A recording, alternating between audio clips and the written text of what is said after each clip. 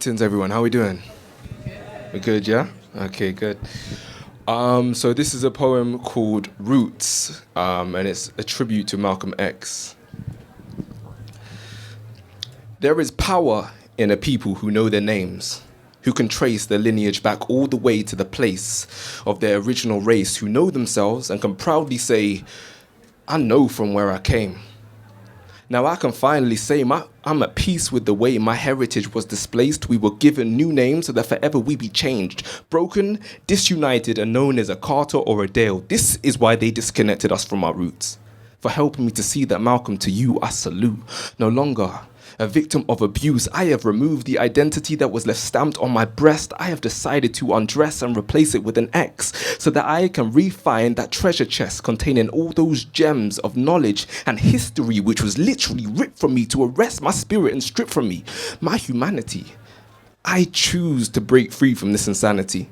In school, they had me itching like a fiend. My self-esteem was crushed by the same regime that calls my people backwards and the West supreme, whilst at the same time missing out key parts of my people's history, like how even before there was a West, Africa had kings and queens that influenced all these civilizations, from the Greeks to the Romans, Hebrews and Germans, or even how Britain's revolution was built from slavery. But I guess that's what happens when we allow our kids them to feed from the same hands that oppresses we. And I always wondered how cotton got into these industries.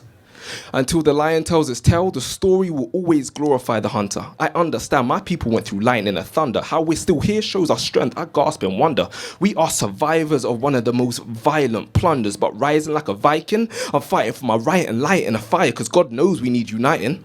If only we knew our history, we would walk tall, looking our sisters and brothers proud of us all. The obelisk that you probably know as the Washington Monument was originally taken from Africa and known as the Tekhen. It symbolized the resurrection of life 2,000 years before the coming of Christ.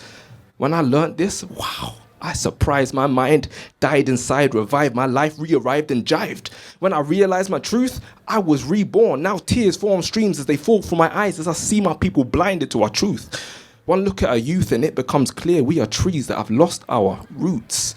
So tonight, I encourage you to recover the loot which was taken from us and stuffed in the boots of these thieving pirates, because now these empires have reached the highest peak. They must now reap their entire seeds of pillaging their colonies like cancers. The biggest thieves and gangsters are not in the news.